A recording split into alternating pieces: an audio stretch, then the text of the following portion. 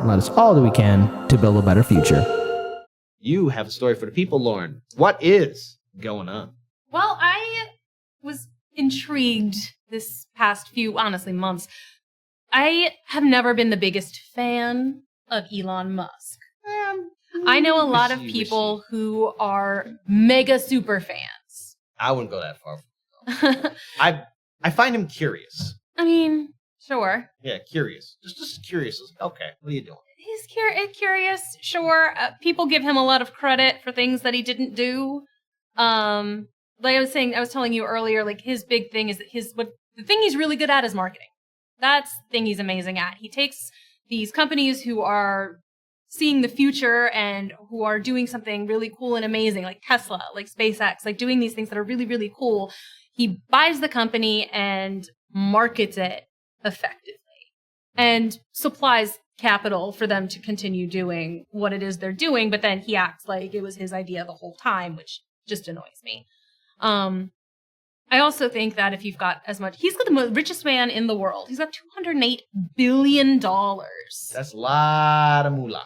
If you've got that kind of money, I mean, yeah, sure, keep looking to the future, be a futurist, but really, he could be doing so much more for everybody on the planet currently if he wanted to. He doesn't have to be just focusing so far out into the distance, into the stars. Please, he could help so many people. But instead, he's shooting cars into space and having dick measuring contests with Jeff Bezos to see who can get further faster. It's ridiculous. Well, in Musk's defense, at least he gets past Elon. Elon goes to space. Good old Jeffy, he barely can get it off. Yeah, well, that's what happens when you model your rocket after your... Anyway. Elon Musk said earlier that if you don't come back to work in the office, then you just don't come back at all. He basically said you're fired if you don't, or quit. We suggest you quit if you don't want to come back to the office. So people started going back to the office, even though they were very frustrated by that ultimatum. So at the Fremont campus, they're back, but they don't have enough parking, and they don't have enough office space, and their Wi-Fi doesn't work. Because they did a bunch of remodeling during the pandemic when people all went home, and now they never remodeled it back. So now they have to be in the office. They don't have a choice about being in the office. Okay. And there is not space for them to work. So people are receiving automated emails just in their inbox if they are not being badged in officially.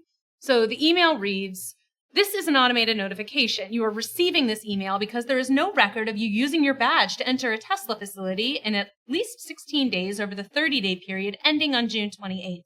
As a reminder, all employees are expected to be back in the office full-time. We realize there are various reasons why you may not have badged in, including illness, vacation, or traveling for business. Whatever the case, please clear the reason for your absence with your manager by email. The copy also sent to absence@tesla.com."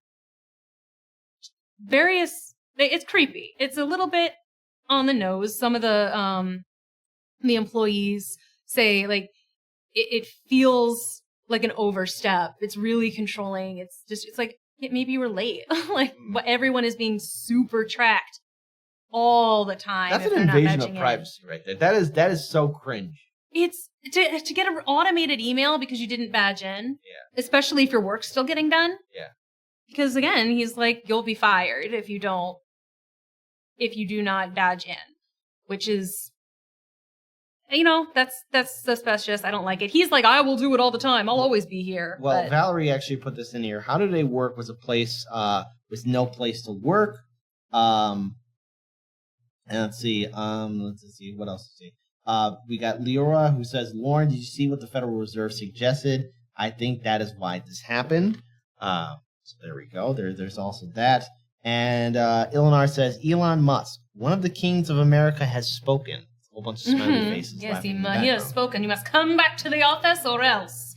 But now there's also the added little hiccup of the inflation in our country right now, sending prices skyrocketing. And Elon sent out mass emails saying that they were going to be having to fire or release a lot of salaried employees and even more unsalaried employees, a lot of hourly pay. So salary workers were going to be decimated.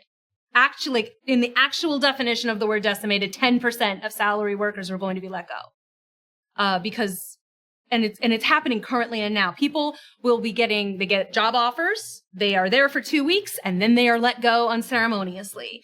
They get the job offer. They don't even get to go in and then they get fired.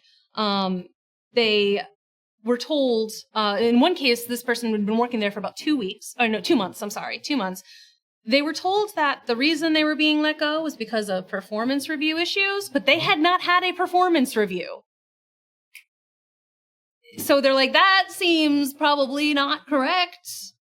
So in many ways, I do respect the work that SpaceX and Tesla are doing for the further of space exploration. Yes. And Tesla, electric cars, yes. Electric cars. I mean, yes. you have to look at things, but in many ways too, there's some tough draconian policies. And looking at what a lot of Americans have to deal with inflation, the rise of home ownership, the fact that people are at risk of losing everything right now in this uncertain time, bounds of reason. There has to be a middle ground to where you have to look at your workers and just say, okay, here's how we're going to do things. Obviously, COVID is still a factor people have to contend with.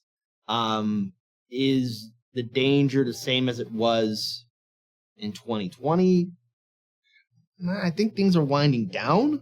Or they're changing in a way. They're changing in a way, yeah. Makes it, for most people, less dangerous. Yeah, and so the thing is, a lot of people had to change their lives in 2020 to work at home. Mm-hmm. And I think a lot of these businesses never factored in, hey, what if there is a pandemic or something unforeseeable in the future that will change the way how people work and live? And Musk, for both Tesla, maybe SpaceX, he never put that in there. And it's really hard to assume that people can easily update and change their lives at a whim.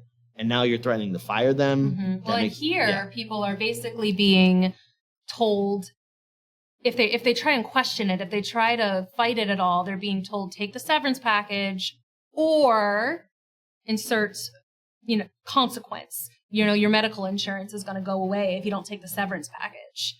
Just threatening their safety and health. Like if they don't do what they're told. Only in America. Party line. Only in America is your health care tied to your job. Yeah. See, another reason why we need Medicare. Mm-hmm. So he sent out emails in June to be like, I have a super bad feeling about the market.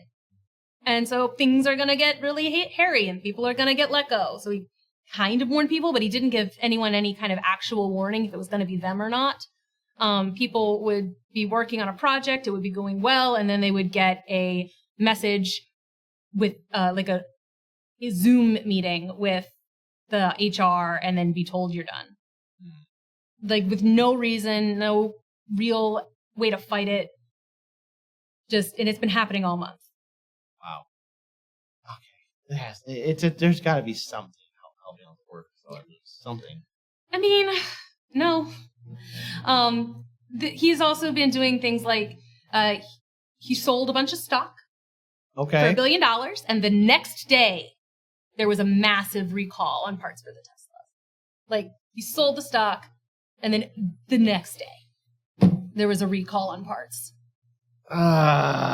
Which whenever I hear CEOs or someone who is high in the food chain on a business do that, it makes me cringe. I hate it so much. It's so come on. skeevy. How is that suspicious? Yeah, it's very suspicious. So there's that whole aspect of him just being really harsh towards his employees, offering up things and then completely taking them away, refusing to follow through on any of his promises. But there are also other little aspects. Like he says that he's super for free speech. It's debatable He here and says there. that he is a fan of free speech, that he wants it, that he likes it, and that he tries to foster an environment where people can talk to their manager, where they can talk to... And he's like, and you don't even have to be able to talk to your manager. If you're worried about your manager being the one who's doing something wrong, go above their head. That's why you have to have transparency. Like, he sent out these emails that said this. Okay. Like, you have to have transparency. You have to be able to go above the heads of your manager and address the complaints directly. Gotcha. Sounds awesome. It sounds reasonable. I think we all can agree with that. Makes sense. No, it sounds great. And then you hear the story of Christina Balin. Oh boy. She worked at Tesla from 2010 to 2014. She's a Romanian immigrant, and she was well regarded.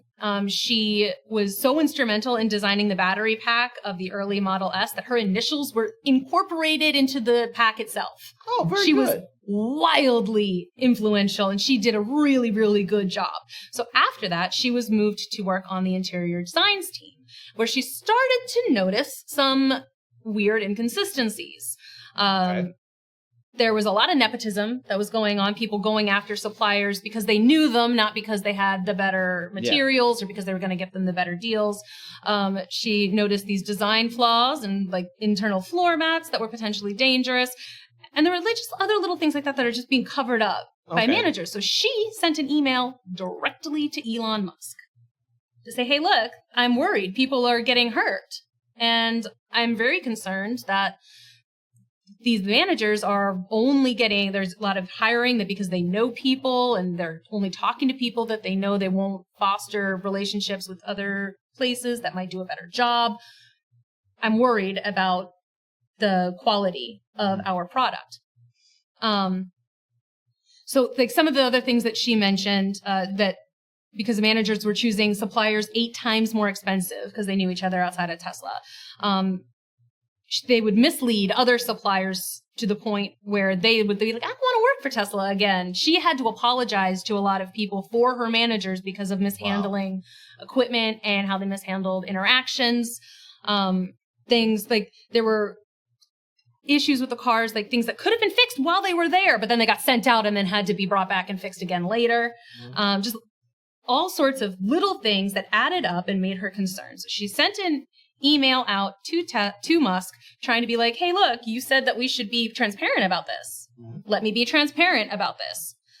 And a few days later, she was asked to resign. HR started threatening, according to Balin, HR threatened to start deporting certain members of her team if she didn't. And as an immigrant herself, that freaked her out. And so she stepped back. Wow, that's scummy material right there, Elon. Come on. Yes. So she, again, tried to email Elon Musk again to be like, hey, look, this is what happened. I don't know that you actually even know about this. So here, this is what happened to me. Emails disappeared. Like, things just kept not getting to him until certain legal steps were taken, at which point they found the emails again. Oh, they found them. Okay, they found them. They found them. Tesla's official statement that she was fired for, she chose to resign. She chose to resign, according to Tesla. But also, she was using company time for personal projects and traveling on the company's dime without permission. Okay. But she chose to resign, though. She chose to resign. She chose to resign, though. But she was doing all these other horrible things. Okay. But she chose to resign, though. So that... Suspicious. We were talking about SpaceX. There was also a mass firing that happened there because people wrote, again, using this model of transparency, wrote an open letter saying, look, Elon, there's been a few issues about your behavior that are reflecting badly on SpaceX because you are the CEO, you're the face of this program, and if you're going to be making jokes about people who have been harassed, potentially by you, there's some nasty, gross tweets out there that people were like, you have an actual sexual harassment lawsuit against you right now, and you paid the girl off. while saying the whole time you didn't do it, but all of these tweets that you're making, these mean tweets you're making about it, he said something like, yeah, I'll buy your horse if you want to see my wiener. Like, just dumb tweets. Oh, wow. But so SpaceX, the people who work there, a bunch of them wrote a letter being like, I don't appreciate your behavior, and it seems immodest, it seems inappropriate for the face of a company, maybe, and it's making people look at us badly. So stop, please. Please and thank you. And a bunch of them got fired. Which is, again, just a little bit suspicious. He's also under review by the labor board due to the warnings he sent out in June, threatening to just get rid of people. So that's because you can't just be like, we're going to get rid of 10% of my salaried workers and even more of my unsalaried workers. So the labor board's like, I'm going to take a peek, so there is some hope from that. Then this was interesting to me too. The Martin Tripp alerted, he was fired for alerting press to delays at Tesla's Nevada Gigafactory, which is a fun word to say. He said that the factory was wasting millions of dollars of scrap metal, using batteries with puncture holes in them, knowingly selling faulty materials to people. He also said that Tesla's overreported its production of the Model 3 by 44%. That's not cash money. No. So Tesla denied everything, fired him, and tried to sue him for over $160 million. This was eventually reduced to $400,000, which he was like, yeah, okay, I will pay that because technically I did violate some NDAs and I kept talking about it after the judge told me to stop. So he was like, all right, I'll do some. But now there is, speaking of the Model 3. Okay. I found a video about, it's a detailer posted this on TikTok and goes through a lot of different design points in the Model 3 that would kind of corroborate some of what Tripp was saying about the problems with this car. And this is mostly just cosmetic, but it's still very interesting to me. So let's pull up the video. 'Cause they're shit. Listen, big props to Elon for making an affordable electric car, but it's almost like the job requirements to be a Tesla assembly person were that you're blind with no hands. Starting on the passenger side, this trim piece doesn't even go all the way down to cover the rubber gasket underneath, and if you look at the side mirror, it's flush here, and then it starts separating as you angle out. When we get to the other side of the side mirror, this trim piece is uncomfortably tight, but if you go all the way down here, this gap is unnecessarily wide, wider than a bussy at the sight of Danny DeVito. And you're probably thinking, JT, maybe it's supposed to be like that. Maybe it's supposed to be that wide. No, look at this. Here's the driver's side, a normal amount of width. And uneven panel gaps are a common theme throughout the entire car. We have a super wide gap for no reason, and then it tightens down here. If you look at this little piece, normal, wide, super tight, super wide. But wait, it gets worse. We're looking at the window piece here. Watch this. Yo. Yeah. Bro. Yeah. What? And it doesn't get any better on the inside. Here's the normal piece for reference, and here's the janky side. Oh. And if anyone doesn't remember high school geometry, let me remind you what a straight line is. A straight line is connected by any 2 points.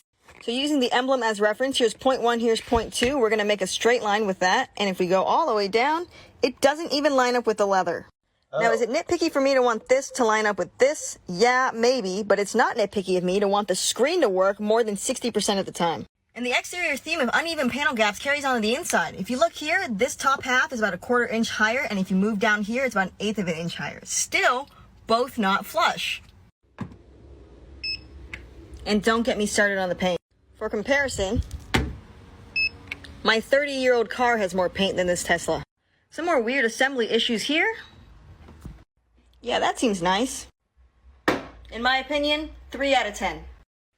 There's the just mostly cosmetic stuff, and this person knows what they're talking about, at least with that with the details of the car. I'm like come on, and that was the car that Martin Tripp got fired for saying was having issues. Come on, Elon. Get your crew to know geometry. Come on, tell them to figure out what pi is. Mm-hmm. And I guess I guess. And there's a lot of stories about people trying to say, hey, something's wrong here. And then they get fired for it. And then 2 months later, something terrible happens. There's a subsidiary of Tesla called Solar City. There was a guy who was working there. He knew that there were defects in the solar panels that were causing fires. Mm-hmm.